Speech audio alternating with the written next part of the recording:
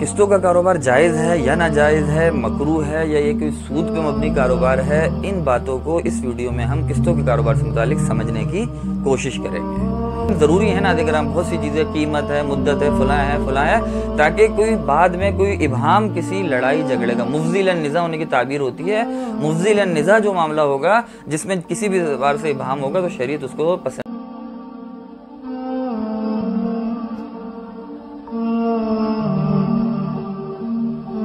अस्सलामु अलैकुम वरहमतुल्लाहि वबरकातुहू।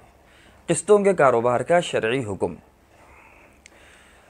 किस्तों का कारोबार जायज़ है या नाजायज़ है, मकरूह है या ये कोई सूद पे मबनी कारोबार है, इन बातों को इस वीडियो में हम किस्तों के कारोबार से मुतालिक समझने की कोशिश करेंगे। देखिए नाज़रीन, बाद अवाम-उन्नास के जहन में ये ख्याल होता है कि किस्तों का कारोबार कोई सूद का हीला और कोई गैर शरई और मकरूह किस्म का फ़ेल है जो उन किस्तों की दुकानों में अंजाम दिया जा रहा है। लिहाजा वो ख़ुद भी इससे बचते हैं और अवाम-उन्नास को भी इससे बचने की और इससे मुतालिक गलत फहमियाँ पैदा करने का सबब बनते हैं। मेरे अपने सामने भी कई बार ये मसाइल आ चुके हैं। एक ये मसला है, एक ख़रीदो फ़रोख्त से मुतालिक दो और मसले हैं जिसमें अवाम-उन्नास को कुछ अजीब व गरीब किस्म की गलत फहमियाँ पाई जाती हैं। समझने की बात ये देखें, कोई भी कारोबार बिल्कुल जायज़ भी नहीं होता, लेकिन कोई भी कारोबार बिल्कुल नाजायज़ भी नहीं होता। उसमें क्या अक़द अंजाम दिया जा रहा है उस एतबार से फ़ैसला किया जाता है। ऐसा नहीं कि किस्तों के कारोबार में जो लोग कर रहे हैं वो सभी बहुत अच्छे काम कर रहे हैं, या ये कि वो सभी बिल्कुल गलत काम कर रहे हैं। हमें एक तो अक़द समझना है, उसके बाद कुछ तफसीलात हैं। मैं इस वीडियो में आपको तफसील से इंशाल्लाह इससे मुतालिक बातें बताऊँगा, तो आप खुद समझ सकेंगे कि किस्तों के कारोबार में क्या अच्छाइयाँ हैं और कहाँ इसमें बुराई पाई जाती है। उस एतबार से हमें शरई नुक्ता नज़र से फ़ैसला करना है। तो देखें, सबसे पहले तो हम ये समझते हैं किस्तों का कारोबार किसे कहा जाता है। ये तो मुख्तसर अल्फाज में आपको बता दूं। देखिए, किस्तों का कारोबार का मतलब ये है कि नकद पे एक चीज़ जिस कीमत पे फ़रोख्त हो रही है, उधार पे किस्तों की सूरत में उसको उससे ज़ायद कीमत पे फ़रोख्त कर दिया जाए। मिसाल के तौर पे मेरी किस्तों की दुकान है, आप मेरे पास आते हैं, आपको एक मोबाइल चाहिए जिस मोबाइल की कीमत मार्केट में आम कीमत 10,000 रुपये है, नकद में बिक रहा है। मैं आपको कहता हूँ भाई, नकद पे तो एक मोबाइल 10,000 का बिक रहा है, लेकिन अगर आप मेरे से उधार पे और उधार भी किस्तों की सूरत में देने का मामला तय करते हैं तो मैं आपको ये मोबाइल 10,000 का नहीं दे सकता।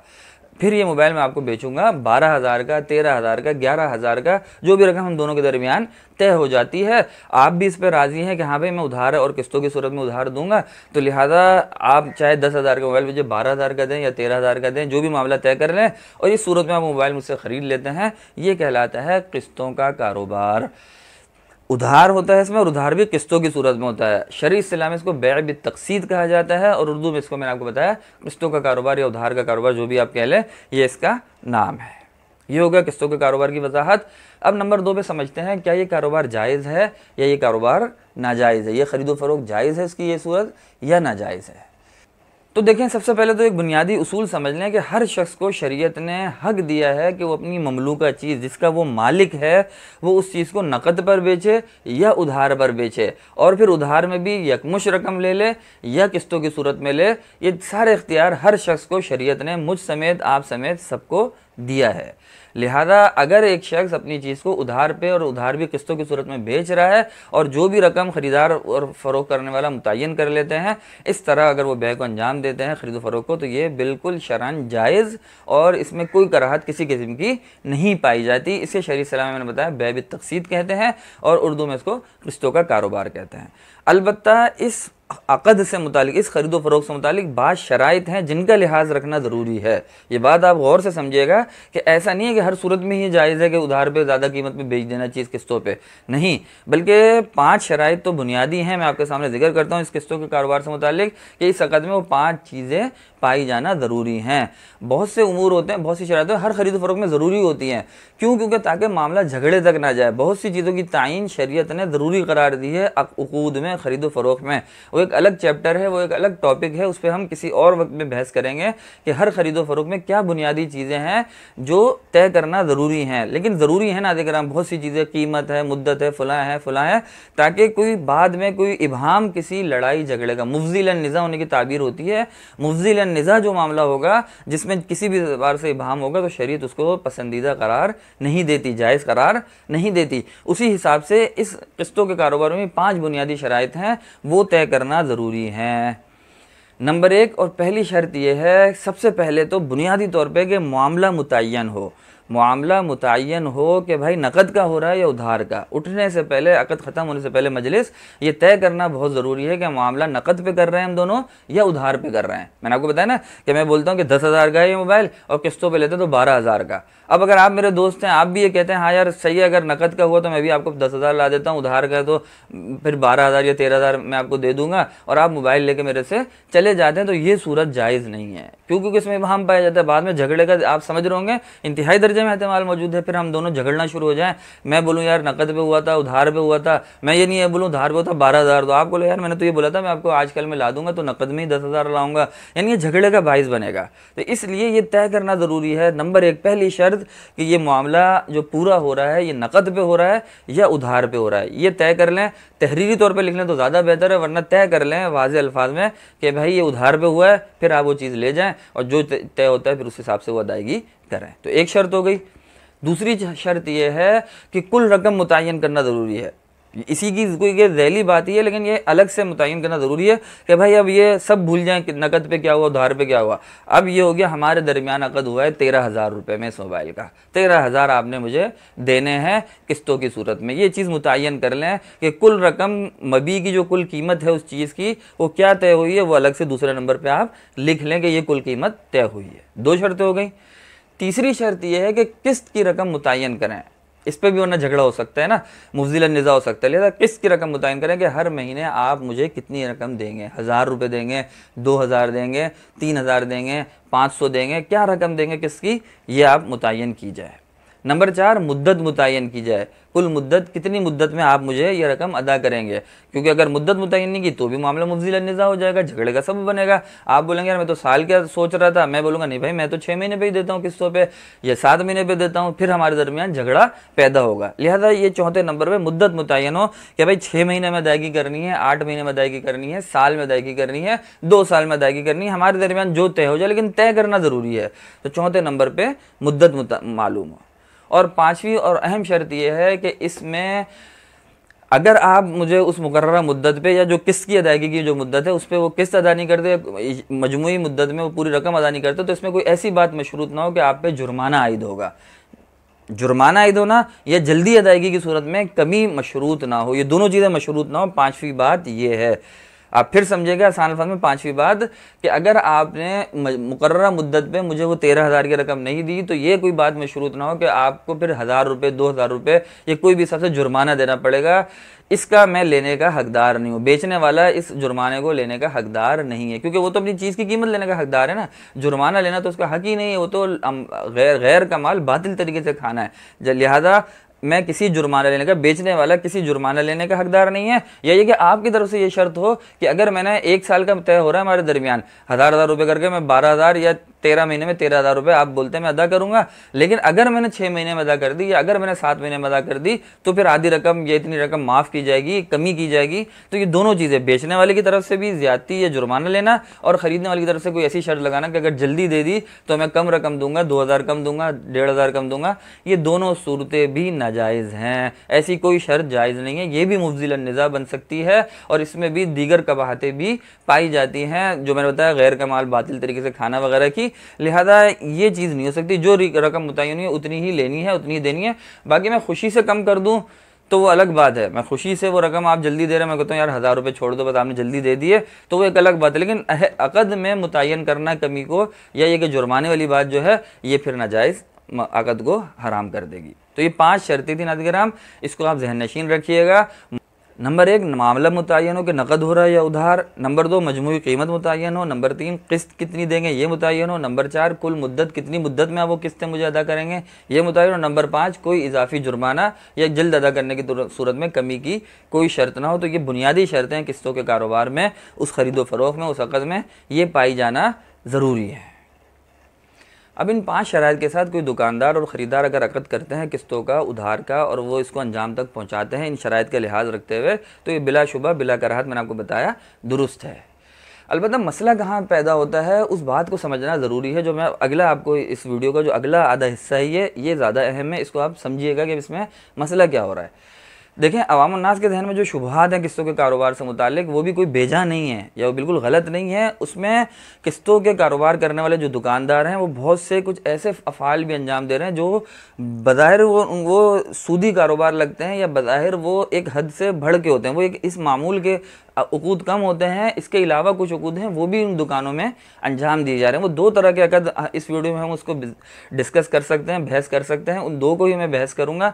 बाकी और क्या उकूद हो रहे हैं, क्या तफसीलात हैं, वो आप तहरीरी तौर पे किसी दारुल से भी दरियाफ्त कर सकते हैं। दो बुनियादी बातें जिसको इस वीडियो में समझना ज़रूरी है, उसके बगैर ये वीडियो मुकम्मल नहीं हो पाएगी। तो शुरू करते हैं। देखें, पहला अकद जो मामलात किस्तों की दुकान वाले कर रहे हैं, जो अपने गोया की हुदूद से तजावुज़ कह लें उसको, या एक ऐसा काम है जो बज़ाहिर मशवरा तो मैं या उलमा आपको यही देंगे कि वो ना किया जाए, लेकिन वो कर रहे हैं। वो ये है कि कोई भी शख्स उनके पास आता है, उसको कोई ऐसी चीज़ चाहिए उसकी दुकान में मौजूद ही नहीं है। बिलफर्ज आप मेरे पास आते हैं और आपको बाइक चाहिए, बाइक मेरे पास मौजूद नहीं है, या आपको एक ऐसी मशीन चाहिए जो मशीन मेरे पास दुकान पे मौजूद नहीं है। अब मैं ये करता हूँ, दुकानदार ये करता है कि वो आपको बोलता है कि भाई तुम्हें ये चाहिए, मैं फ़लाँ दुकान से फ़लाँ जगह से कहीं से भी आपको, आप या खुद देख लो और उस चीज़ के रेट बता दो, जो भी करके मैं आपको दिलवा दूंगा। अब ये काम मैंने आपको बताया ना, ये काम करने तो उसूलन तो मैं नहीं बैठा था, मैं तो किस्तों पे चीज़ बेचने बैठा था। मेरे पास जो चीज़ है मैं नकद का बता दूं, उधार का बता दूं, पांचों शराइत पाई जाए, मैं आपको चीज़ बेच दूं, बिलाशुबा जायज़ है। लेकिन अब मैं ये एक जाहिद काम शुरू कर दिया मैंने कि कोई भी मशीन, कोई भी चीज़ जो मेरे पास नहीं है, मैं उसके अंदर भी हाथ डालने की कोशिश कर रहा हूँ, उस मामले में भी दखल अंदाजी कर रहा हूँ कि यार मैं आपको वो मशीन बिलफर्ज, मैंने आपको बताया मोटरसाइकिल है मेरे पास मौजूद नहीं, मैंने कहा मैं मोटरसाइकिल आपको दिला दूंगा, आप रेट मालूम कर लें, खुद मालूम कर लो। यही है कि मैं आपको फलां दुकान से चलते हैं, मैं आपको नकद पे दिलवा देता हूँ, उसको नकद रकम देके आपको दिलवा देता हूँ, आप उधार की सूरत में मुझे इतनी रकम ज़्यादा अदा कर देना। बिलफर्ज मैं आपको 80,000 की मोटरसाइकिल वहाँ से दिलवा देता हूँ नकद पे, 80,000 रुपये की मिल रही है, आप मुझे 1 लाख रुपये या 1,10,000 रुपये किस्तों की सूरत में अदा कर देना। तो क्या ये सूरत जायज़ है या नाजायज़ है? तो देखें, इस अक़द के अंदर तफसील ये है इसके जायज़ होने के लिए कि उस चीज़ पे आपका कब्ज़ा करना ज़रूरी है, दुकानदार का उस चीज़ पे कब्ज़ा करना ज़रूरी है, क्योंकि ये शरई शर्त है हर ख़रीदो फ़रोख के लिए कि गैर मकबूज़ जो चीज़ किसी के कब्ज़े में ना हो उसको फ़रोख नहीं कर सकता। क्यों? क्योंकि वही बात है, ये मुफ़्ज़िल निज़ा हो जाएगा मामला। एक चीज़ मेरे कब्ज़े में ही नहीं है, मैं आपको फ़रोख कर रहा हूँ, अगर वो आप मेरे को अभी आप मेरे पास लेने आ जाते मैं कहाँ से दूंगा आपको? फिर आप लड़ेंगे, आप बोलेंगे यार दो, आपने तो बेची है। मैं कहूँगा यार अभी तो मैं इसके हासिल करने की कोशिशें कर रहा हूँ, फ़लाँ जगह जा रहा हूँ, इधर जा रहा हूँ, मैं कोशिशों में लगा हूँ। आप मेरे से झगड़े में पैदा करेंगे और आप हक पे हैं। क्यों? क्योंकि मैंने ये हरकत ही गलत की है कि आपको एक गैर मकबूज़ चीज़ बेच दी जो मेरे कब्ज़े में ही नहीं है, लिहाजा ये झगड़े का बायस बनेगा, मुफ़्ज़िल निज़ा होगा। इसलिए शरीयत ने ऐसी किसी खरीदो फरोख्त से मना किया है जो चीज़ कब्जे में ना हो। अब देखें, यही जो अब मसला आ रहा है, इसमें मोटरसाइकिल तो दुकानदार के पास मौजूद ही नहीं है, वो तो कह रहा है कि मैं आपको यूँ कर दूंगा, फलां से ले लूँगा या आप देख लें। तो इन सब सूरतों में देखें, जवाज़ की सूरत यही है कि पहले दुकानदार उस मोटरसाइकिल को ख़रीद के अपने कब्ज़े में ले ले, अपने पास ले आए या एक कब्ज़ा कर ले। कब्ज़े की क्या सूरत होती है वो एक अलग तफसील है, लेकिन वो कब्ज़ा कर ले और उसके बाद वो मोटरसाइकिल का अक़द उस ख़रीदार के साथ करता है तो ये जायज़ है। कब्ज़े से कबल ही अगर बाहर बेच देता है और वो उस पर कब्ज़ा कर लेता है तो ऐसा जायज़, ऐसी ख़रीदो फ़रोख्त जायज़ नहीं होगी। तो एक तो ये मसला होगा नाज़रीन जो किस्तों के कारोबार वाले कर रहे हैं और इससे मुतालिक शुबहात पाए जाते हैं। तो मैं बताया कब्ज़ा करना ज़रूरी है और बाकी वो 5 शर्तें तो हर किस्तों के कारोबार में ज़रूरी होगी कि जगह वो किस्त मुतय्यन हो, मुद्दत मुतय्यन हो, फलां जो 5 शर्तें मैंने बताई, जुर्माना ना लिया जाए, वो शर्तें तो यहाँ भी ज़रूरी होंगी। बाकी एक शर्त ये कि मैं पहले कब्ज़ा कर ले दुकानदार और उसके बाद वो ख़रीदार को फ़रोख्त करता है तो ये फिर बै जायज़ हो जाएगी। दूसरा मामला जो किस्तों के कारोबार वाले कर रहे हैं वो ज़्यादा ख़तरे का सबब और उसी की वजह से आमतुन्नास में से बाज़ लोग इसको सूदी कारोबार समझते हैं। अब इस दूसरे मामले को समझ लेते हैं कि वो दूसरा मामला क्या है जिसकी वजह से आमतुन्नास को ये शुबा होता है, और दुकानदारों को भी चाहिए कि वो इस मामले से एहतराज़ करें ताकि अपने माल को, अपने कारोबार को हराम से बचाएं और अपने अहलो अयाल को, बीवी बच्चों को हराम खाने के मुर्तकिब ना हो। मैं आपको तरीका दूसरा मामला समझा दूँ तो आप खुद समझ जाएंगे उसमें कितने शुबहात पाए जाते हैं। देखिए, वो मामला यह है कि बिलफर्ज एक दुकानदार के पास आप जाते हैं, एक शख्स जाता है, उस शख्स को कुछ चीज़ नहीं चाहिए, उसको उधार रकम चाहिए 10,000 या 20,000 रुपये फ़र्ज़ कर लेते हैं, 20,000 रुपये की रकम उसको चाहिए। वो एक दुकानदार के पास जाता है, किस्तों वाले के पास, उसको कहता है भाई मुझे चीज़ तो कोई नहीं चाहिए, ना फ्रिज ना कोई मोटरसाइकिल वगैरह, मुझे 20,000 रुपये चाहिए। लिहाजा वो दुकानदार कहते हैं कि मैं ऐसा तो नहीं कर सकता कि आपको 20,000 रुपये उधार दे दूँ कर्ज हसना के तौर पर, आप 20,000 ही मुझे 2 महीने बाद वापस कर दें, मेरा तो यहाँ कारोबार है। लिहाजा उसकी मैं एक तरीका इख्तियार कर सकते हैं, एक हीला इख्तियार कर सकते हैं, वो कर लेते हैं कि मैं ये मेरे पास 20,000 रुपये का मोबाइल है, ये मैं आपको 25,000 या 30,000 का उधार पे फ़रोख्त कर देता हूँ, आप किस्तों में मुझे 25,000 या बिल्कुल 30,000 रुपये किस्तों में आप मुझे अदा करिएगा, और फिर उसके बाद आप यही मोबाइल मुझे नकद पे फ़रोख्त कर दें 20,000 रुपये का, और ये लें 20,000 रुपये, मोबाइल मेरे पास ही पड़ा हुआ है, दुकानदार के पास ही पड़ा हुआ है, और वो सामने वाला शख्स जिसको रकम चाहिए थी वो 20,000 रुपये लेके चला गया। अब वो किस्तों की सूरत में 30,000 रुपये दुकानदार को अदा करेगा। आप समझ रहे हैं, ये कर्ज का कोई हीला बन गया, किस्तों का कारोबार नहीं रहा, कर्ज देने का और इजाफी रकम लेने का, सूद लेने का हीला बन गया। उधार पे एक चीज़ उसको 30,000 की बेच के नकद पे उससे वही अपनी चीज़ 20,000 रुपये ले ली, और उसके बाद उसको 20,000 रुपये नकद दे दिए कि आप जाओ अपनी काम करो जो भी करना है, और मुझे किस्तों में 2 महीने 4 महीने जो भी मुद्दत हम तय करते हैं उसमें आप मुझे 30,000 रुपये दुकानदार कहता है अदा कर देना। अब देखें, इसे ये जो मामला है ये है असल वो जड़ जिसकी वजह से आमदनास को इस कारोबार के सूदी और गैर शरई और कभी होने की शुबा होता है। ये बैउल ईना है और इसके ऊपर लानत करार दी गई है शरन। ये बैउल ईना कहा जाता है इसको कि वो ऐन वापस उसी शख्स के पास आ जाए और सामने वाले के लिए सूद के लिए, क्योंकि ये हीला है आसान अल्फाज में। ये शरन मकरूह तहरीमी, नाजायज़ और इंतहाई गुनाह का काम है। इससे इज्तनाब करना इंतहाई ज़रूरी है। मैं आपको वाज़ेह अल्फाज में बता दूं, आप समझ गए होंगे, फिर भी आप दोबारा एक बार समझ लें। किसी को उधार पे चीज़ बेच के ज़्यादा रकम पे नकद पे फिर वही अपनी चीज़ ख़रीद लेना, इसे कहा जाता है बैउल ईना। इसकी सिर्फ यही सूरत नहीं है, और मैं आपको वजाहत कर दूं ताकि आपकी जहन तसल्ली हो जाए, आपको तशफ़ी हो जाए इस मसले में कि इसकी यही सूरत नहीं है कि मैं नकद बेच के अपनी चीज़ उधार बेच के अपनी चीज़ नकद पर ख़रीद लूँ। ये भी सूरत इसी की है कि कोई तीसरा बंदा भी मेरे ही साथ शरीक है, दुकानदार के साथ ही शरीक है, और हम दोनों मिल के ये गेम खेल रहे हैं, ये चक्कर कर रहे हैं कि यार मैं आपको बोलता हूँ कि सही है, ये चीज़ आप ले लो उधार पे, और फलां मेरा ही बंदा है वो ख़रीद लेता है, फलां गली में बैठा हुआ है, आप जाके उसको बेच दो, वो नकद रकम आपको दे देगा, 4,000 कम 6,000 कम जो भी, आपका बज़ाहिर तो नुकसान ही हो रहा है, लेकिन आप राज़ी हो, आप बोलते हो यार मैं उधार में अदा कर लूँगा ज़्यादा रकम, नकद मुझे इतने पैसे मिल जाएँ, आप 20,000 की नकद बेच के वो चीज़ उससे 20,000 रुपये ले लेते हो, वो घूम की चीज़ मेरे पास ही आ जाती है, जो भी हम लोग मिले हुए हैं। तो लिहाजा ये सूरत जायज़ नहीं है, ये सूरत भी इसकी नाजायज़ है कि मैं आपको तरीके भी बता देता हूँ कि इस तरह ये मेरा ही बंदा है, वो चीज़ ख़रीद लेगा और फलां, और ये तरीका है, गोया कि हीला है सूद के इख्तियार करने का। इससे आप ये बात समझ गए होंगे कि अगर दुकानदार के ये गर्ज है या उसके साथ एक बंदा मिला हुआ है कोई, या ये कि दुकानदार खुद ही बेच के ले लेता है उधार बेच के नकद पे, तो ये हराम है, नाजायज़ है, मकरूह तहरीमी है। लेकिन अगर ये मजबूरी खरीदार की है, बिल्कुल दुकानदार ऐसी कोई हरकत नहीं करता, दुकानदार तो अपना काम कर रहा है, वो चीज़ उधार पे ज़्यादा रकम में बेच दे रहा है, खरीदार जाके उसको बाजार में कहीं और बेच रहा है, इसका इस दुकानदार से कोई ताल्लुक नहीं है, ना दुकानदार को पता है, नहीं पता, उसका कोई गर्ज नहीं, लेकिन वो जाके एक मार्केट है, आम मार्केट है, उसमें कम कीमत में बेच दे रहा है। बिलफर्ज ये मोबाइल की मिसाल ले लें, मैंने आपको, दुकानदार ने आपको 20,000 का मोबाइल 30,000 में या 27,000 में बिलफर्ज किस्तों पे दे दिया।